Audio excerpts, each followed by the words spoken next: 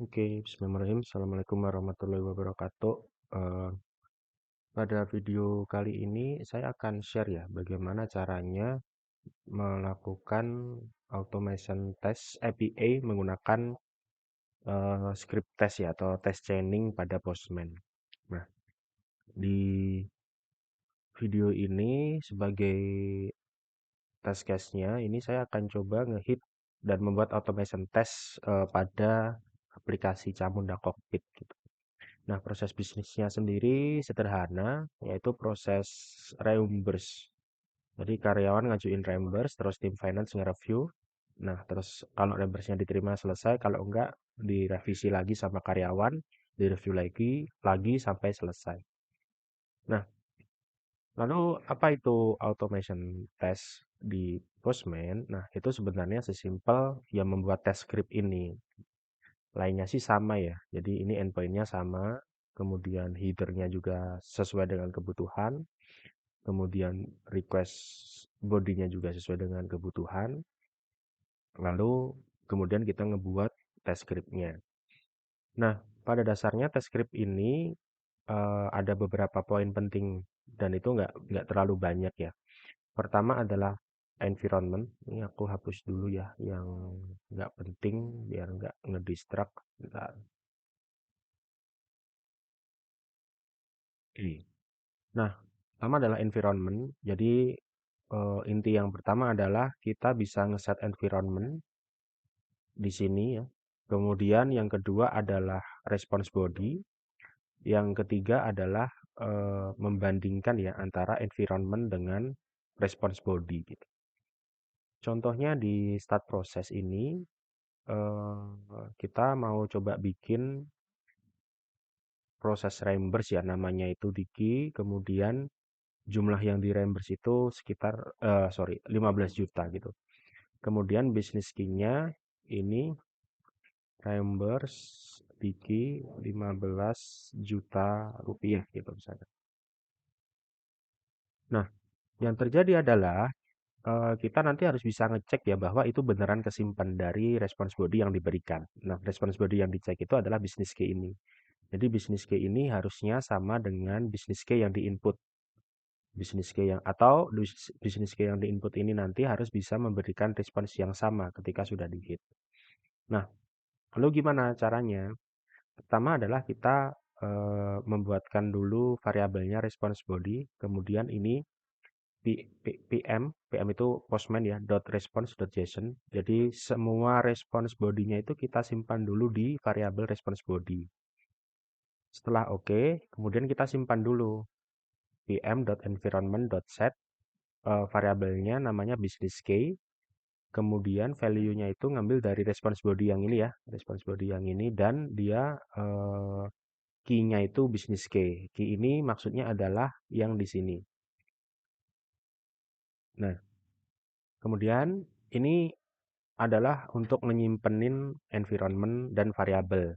Nah, yang kedua, yang paling penting pada pengecekan ini adalah pm.test ini. Jadi pm.test ini teman-teman juga bisa ngelihat ya, snippet yang ada di sini nih udah ada banyak nih. Get environment and variable itu kayak gimana. Nanti kalau diklik tuh dia udah generate sendiri gitu. Get global variable, kemudian misalkan ada lagi respon body content string, nah dia akan tergenerate tinggal kita sesuaikan value-nya. Nah, yang pertama yang harus dites itu status kodenya itu 200. Nah, kan menunjukkan bahwa sukses kan.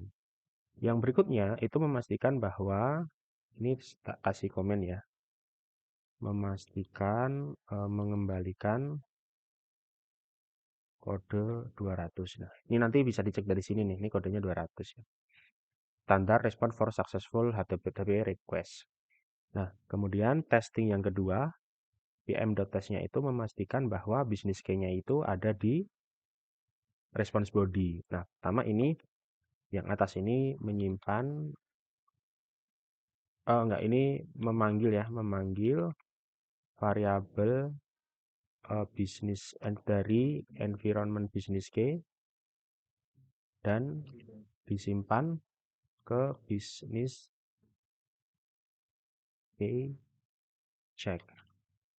Nah, setelah oke, ini nanti baru dites di sini, melakukan pengujian. Jadi ini ceritanya business case check ini variabel baru, terus nge-get environment business case, nanti dia akan ada di sini, environment business case. Kemudian nanti dibandingkan ya, apakah response bodinya itu mengandung business case yang tadi sudah kita set value-nya. Nah, ini biar teman-teman kebayang, ini tak hapus dulu ya. Jadi pertama kosong gini. Oke, kondisi awal hanya ada variabel business key dan itu kosong ya. Nah, host ini kan untuk yang endpoint URL-nya. Kemudian kita coba hit.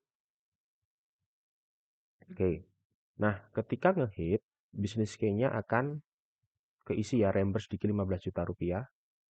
Kemudian test result-nya itu akan pas ya, 2. Status kodenya 200 betul. Terus business case sesuai dengan yang dibuat itu betul. Nah, itu kita sudah berhasil bikin satu automation test di satu endpoint.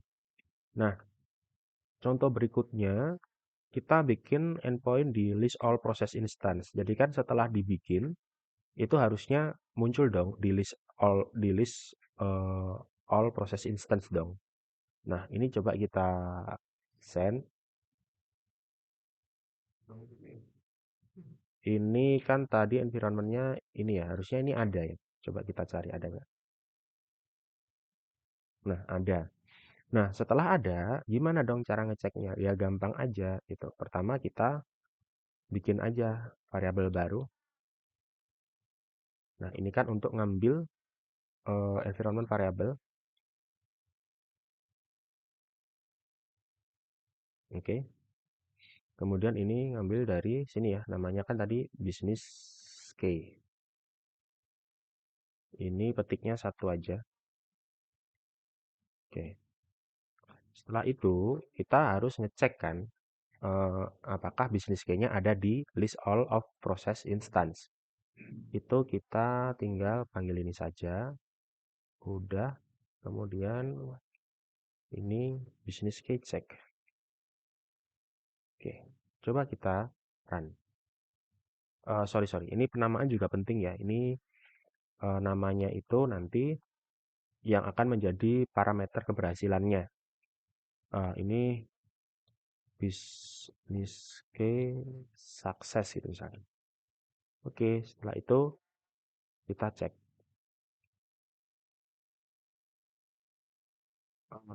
Oke, ini ada kesalahan. Coba kita bandingkan dari yang sini ya. Oke, business case. Oh, sorry. Ini di sini. Ini harusnya bukan pakai petik. Oke, sukses. Terus ini 200 itu tetap ya, status kode 200 tetap sehingga kayak gini. Jalan.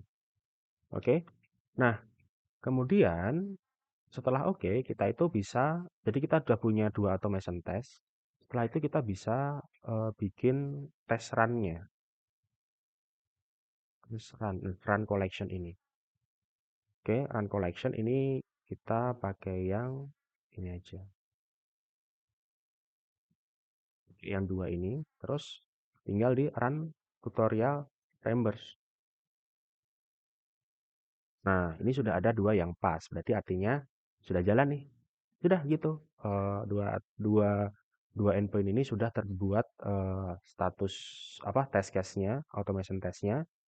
Nanti tinggal dilanjutkan skenario-skenario berikutnya. Intinya sih poinnya yaitu ya menentuin set, manggil set variabel, menyimpan set variabel, terus get set variabel bandingkan dengan response body-nya. Intinya sih seperti itu. Oke, sekian dari saya. Semoga membantu ya. Kalau ada pertanyaan bisa disampaikan di kolom komentar. Sekian, Assalamualaikum.